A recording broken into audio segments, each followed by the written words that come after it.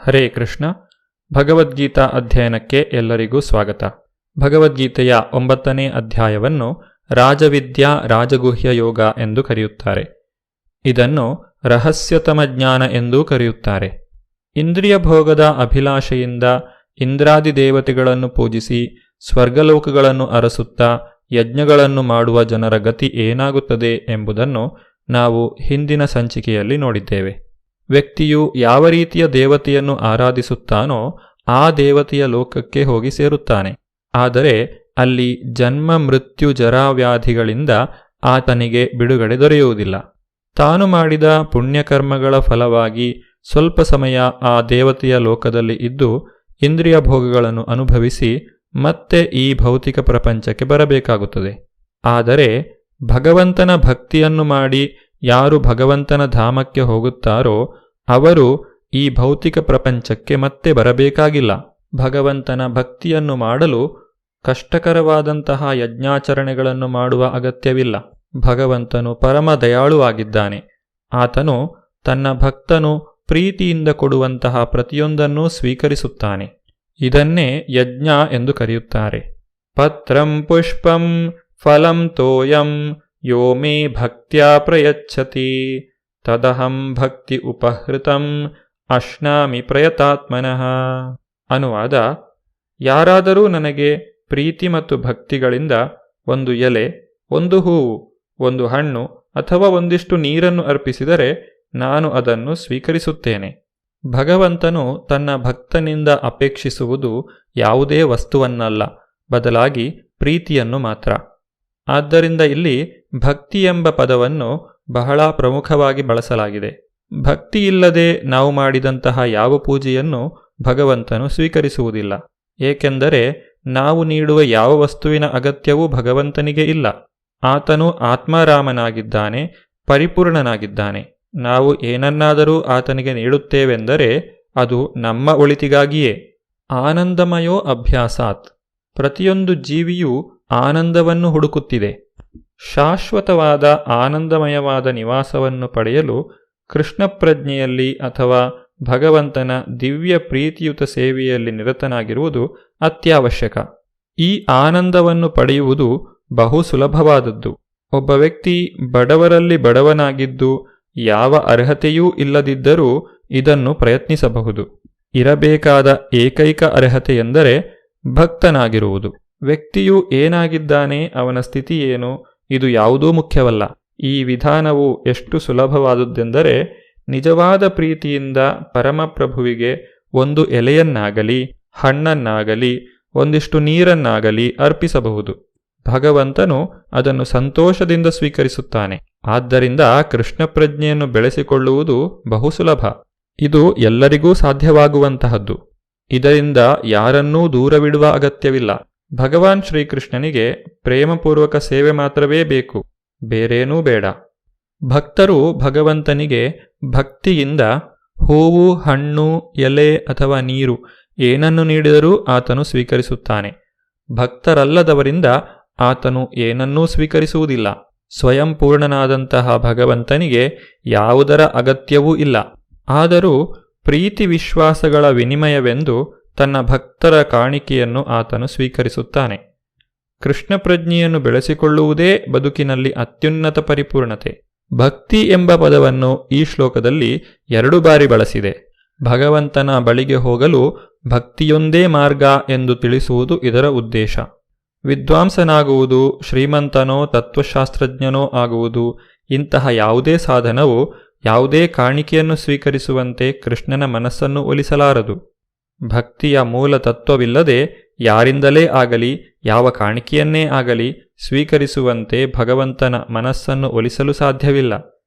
ಕೃಷ್ಣ ಪ್ರಜ್ಞೆಯನ್ನು ಈಗಷ್ಟೇ ಆರಂಭಿಸಿದ ವ್ಯಕ್ತಿಯು ಭಗವಂತನಲ್ಲಿ ದೃಢವಾದ ಶ್ರದ್ಧೆ, ಭಕ್ತಿ ಇವುಗಳನ್ನು ಹೊಂದಿಲ್ಲದೇ ಇರಬಹುದು.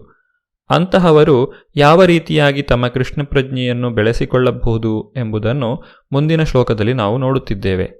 ಯತ್ ಕರೋಷಿ ಯದಶ್ನಾಸಿ ಯಜ್ಜುಹೋಷಿ ದದಾಸಿ ಯತ್ ತಪಸ್ಯಸಿ ಕೌಂತೆಯ ತತ್ಕುರುಷ್ವ ಮದರ್ಪಣಂ. ಅನುವಾದ: ಕುಂತಿಯ ಮಗನಾದ ಅರ್ಜುನನೇ, ನೀನು ಏನನ್ನೇ ಮಾಡು, ಏನನ್ನೇ ಭುಂಜಿಸು, ಏನನ್ನೇ ಅರ್ಪಿಸು ಅಥವಾ ಕೊಟ್ಟುಬಿಡು, ಮತ್ತು ಯಾವುದೇ ತಪಸ್ಸನ್ನು ಮಾಡು, ಅದನ್ನು ಕಾಣಿಕೆಯಾಗಿ ನನಗೆ ಅರ್ಪಿಸು. ಈ ಶ್ಲೋಕದಲ್ಲಿ ಭಕ್ತಿ ಎಂಬ ಪದವನ್ನು ಬಳಸಿಲ್ಲ. ಅಂದರೆ ಒಬ್ಬ ವ್ಯಕ್ತಿ ಭಗವಂತನಲ್ಲಿ ಭಕ್ತಿಯನ್ನು ಇನ್ನೂ ಬೆಳೆಸಿಕೊಳ್ಳದೇ ಇದ್ದರೂ ಸಹ ತಾನು ತನ್ನ ಆಧ್ಯಾತ್ಮಿಕ ಪ್ರಗತಿಯನ್ನು ಆರಂಭಿಸಬಹುದು. ಇದಕ್ಕಾಗಿ ಆತನು ತಾನು ಮಾಡುವಂತಹ ಪ್ರತಿಯೊಂದು ಕಾರ್ಯವನ್ನು ಭಗವಂತನಿಗೆ ಅರ್ಪಿಸಬೇಕು. ಹೀಗೆ ಯಾವುದೇ ಸನ್ನಿವೇಶದಲ್ಲಿಯೂ ಭಗವಂತನನ್ನು ಮರೆಯದಿರುವಂತೆ ತನ್ನ ಬದುಕನ್ನು ರೂಪಿಸಿಕೊಳ್ಳುವುದು ಪ್ರತಿಯೊಬ್ಬನ ಕರ್ತವ್ಯ. ಶರೀರ ಪೋಷಣೆಗಾಗಿ ಪ್ರತಿಯೊಬ್ಬರೂ ಏನಾದರೊಂದು ಕೆಲಸವನ್ನು ಮಾಡಲೇಬೇಕು. ಜೀವಿಸಲು ಏನನ್ನಾದರೂ ತಿನ್ನಲೇಬೇಕು. ಭಕ್ತರಾದವರು ಭಗವಂತನಿಗೆ ಅರ್ಪಿಸಿದ ಪ್ರಸಾದವನ್ನು ಸ್ವೀಕರಿಸುತ್ತಾರೆ. ಇದರಿಂದ ಅವರು ಎಲ್ಲ ಐಹಿಕ ಕಲ್ಮಶದಿಂದ ಬಿಡುಗಡೆಯನ್ನು ಪಡೆಯುತ್ತಾರೆ.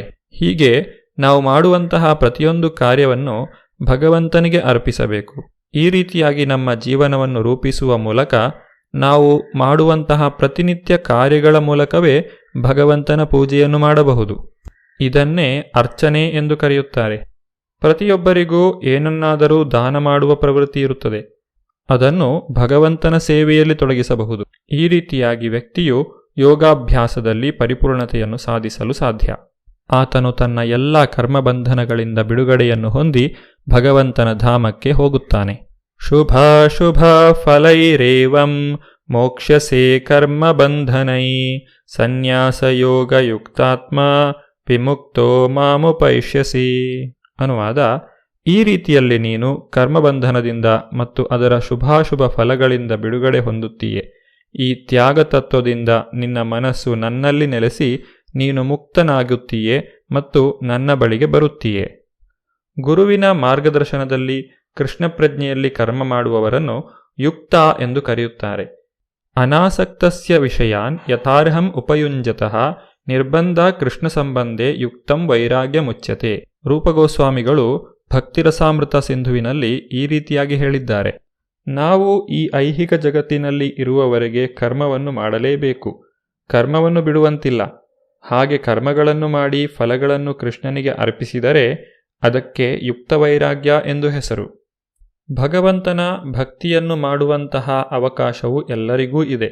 ಈ ವಿಷಯದಲ್ಲಿ ಭಗವಂತನು ಎಲ್ಲರಿಗೂ ಸ್ವಾತಂತ್ರ್ಯವನ್ನು ನೀಡಿದ್ದಾನೆ. ಇದು ಕೇವಲ ಒಂದು ವರ್ಗದ ಜನರಿಗಾಗಿ ಮಾತ್ರ ಅಲ್ಲ, ಯಾರು ಬೇಕಾದರೂ ಕೃಷ್ಣ ಪ್ರಜ್ಞೆಯನ್ನು ಬೆಳೆಸಿಕೊಳ್ಳಬಹುದು. ಸಮೋಹಂ ಸರ್ವಭೂತೇಷು ನ ಮೇ ದ್ವೇಷೋಸ್ತಿ ನ ಪ್ರಿಯಃ ಯೇ ಭಜಂತಿ ತು ಮಾಂ ಭಕ್ತ್ಯಾ ಮಯಿ ತೇಷು ಚಾಪ್ಯಹಂ. ಅನುವಾದ: ನನಗೆ ಯಾರ ವಿಷಯದಲ್ಲಿಯೂ ಅಸೂಯೆ ಇಲ್ಲ, ನಾನು ಯಾರ ಪರವಾಗಿಯೂ ಪಕ್ಷಪಾತ ಮಾಡುವುದಿಲ್ಲ, ನಾನು ಎಲ್ಲರ ವಿಷಯದಲ್ಲಿಯೂ ಸಮನಾಗಿ ಇರುತ್ತೇನೆ. ಆದರೆ ಯಾವಾತನು ನನ್ನ ಭಕ್ತಿ ಸೇವೆಯನ್ನು ಮಾಡುವನೋ ಆತನು ನನ್ನ ಸ್ನೇಹಿತನು, ನನ್ನಲ್ಲಿದ್ದಾನೆ ಮತ್ತು ನಾನು ಅವನಿಗೆ ಸ್ನೇಹಿತ. ಭಗವಂತನು ತನ್ನ ಭಕ್ತರ ಬಗೆಗೆ ವಿಶೇಷ ಕಾಳಜಿಯನ್ನು ಹೊಂದಿದ್ದಾನೆ. ಭಕ್ತರ ಯೋಗಕ್ಷೇಮವನ್ನು ತಾನೇ ಸ್ವತಃ ನೋಡಿಕೊಳ್ಳುತ್ತಾನೆ.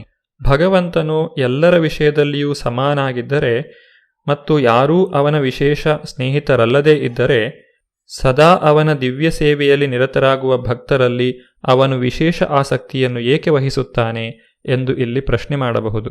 ಆದರೆ ಇದು ಪಕ್ಷಪಾತವಲ್ಲ, ಇದು ಸಹಜವಾದದ್ದು. ಒಬ್ಬ ವ್ಯಕ್ತಿಯು ಎಷ್ಟೇ ಉದಾರಿಯಾಗಿದ್ದರೂ ತನ್ನ ಮಕ್ಕಳಲ್ಲಿ ವಿಶೇಷ ಆಸಕ್ತಿಯನ್ನು ಹೊಂದಿರುತ್ತಾನೆ. ಹಾಗೆಯೇ ಪ್ರತಿಯೊಬ್ಬರಿಗೂ ಭಗವಂತನು ಭಕ್ತಿಯನ್ನು ಮಾಡುವ ಅವಕಾಶವನ್ನು ನೀಡಿದ್ದರೂ ಆ ಭಕ್ತಿಯ ಅವಕಾಶವನ್ನು ಪಡೆದು ಭಕ್ತಿಯಲ್ಲಿ ಮುಂದುವರಿಯುವಂತಹ ಜೀವಿಗಳನ್ನು ಭಗವಂತನು ವಿಶೇಷವಾಗಿ ಅನುಗ್ರಹಿಸುತ್ತಾನೆ. ಭಗವಂತನ ಈ ವಿಶೇಷ ಅನುಗ್ರಹವು ಎಲ್ಲರಿಗೂ ಪ್ರಾಪ್ತಿಯಾಗಲು ಸಾಧ್ಯವಿದೆ. ನಾವು ಆತನ ಭಕ್ತಿಯನ್ನು ಮಾಡಲು ಪ್ರಯತ್ನಿಸಬೇಕು ಅಷ್ಟೇ. ಭಗವಂತನ ಪ್ರೀತಿಗೆ ಪಾತ್ರರಾಗಲು ಎಲ್ಲರಿಗೂ ಅವಕಾಶವಿದೆ. ಮಳೆಯು ಬಂದಾಗ ಎಲ್ಲ ಕಡೆಯೂ ನೀರು ದೊರಕುತ್ತದೆ, ಆದರೆ ಎಲ್ಲ ಕಡೆಯೂ ಬೆಳೆಯು ಬೆಳೆಯುವುದಿಲ್ಲ. ಇದರಲ್ಲಿ ಮಳೆಯ ಪಕ್ಷಪಾತವೇನೂ ಇಲ್ಲ. ದೊರಕಿದಂತಹ ಸವಲತ್ತನ್ನು ಸರಿಯಾಗಿ ಬಳಸಿಕೊಂಡು ಬೆಳೆಯನ್ನು ಬೆಳೆಯಬಹುದು. ಇಲ್ಲದೆ ಹೋದರೆ ಆ ಭೂಮಿಯಲ್ಲಿ ಕಳೆಗಿಡಗಳು ಬೆಳೆಯುತ್ತವೆ. ಹಾಗೆಯೇ ಈ ಮಾನವ ಜನ್ಮದಲ್ಲಿ ಭಕ್ತಿಯನ್ನು ಮಾಡಿ ಭಗವಂತನ ಧಾಮಕ್ಕೆ ಹೋಗಬಹುದು. ಇಲ್ಲದೆ ಹೋದರೆ ಈ ಜನ್ಮವನ್ನು ನಾವು ವ್ಯರ್ಥವಾಗಿ ಕಳೆಯುತ್ತೇವೆ. ಆದ್ದರಿಂದ ಆಯ್ಕೆಯು ನಮ್ಮದಾಗಿದೆ. ಭಗವಂತನು ತನ್ನ ಅನುಗ್ರಹವನ್ನು ನೀಡಲು ಸಿದ್ಧನಾಗಿದ್ದಾನೆ. ದೇವೋತ್ತಮ ಪರಮಪುರುಷನಾದ ಶ್ರೀಕೃಷ್ಣನು ಕಲ್ಪವೃಕ್ಷವಿದ್ದಂತೆ. ಬಯಸಿದ್ದೆಲ್ಲವನ್ನೂ ಕೊಡುವವನು ಆತನೇ. ಒಬ್ಬ ವ್ಯಕ್ತಿ ಎಷ್ಟೇ ಪಾಪಮಯವಾದಂತಹ ಜೀವನವನ್ನು ನಡೆಸುತ್ತಿದ್ದರೂ ಆತನಿಗೆ ಭಕ್ತಿ ಮಾರ್ಗಕ್ಕೆ ಬರಲು ಅವಕಾಶ ಇದೆ. ಭಗವಂತನು ಯಾರನ್ನೂ ದೂರ ಇಡುವುದಿಲ್ಲ. ಇದರ ಕುರಿತಾಗಿ ಹೆಚ್ಚಿನ ವಿಚಾರಗಳನ್ನು ನಾವು ಮುಂದಿನ ಸಂಚಿಕೆಯಲ್ಲಿ ನೋಡೋಣ. ಧನ್ಯವಾದಗಳು. ಹರೇ ಕೃಷ್ಣ.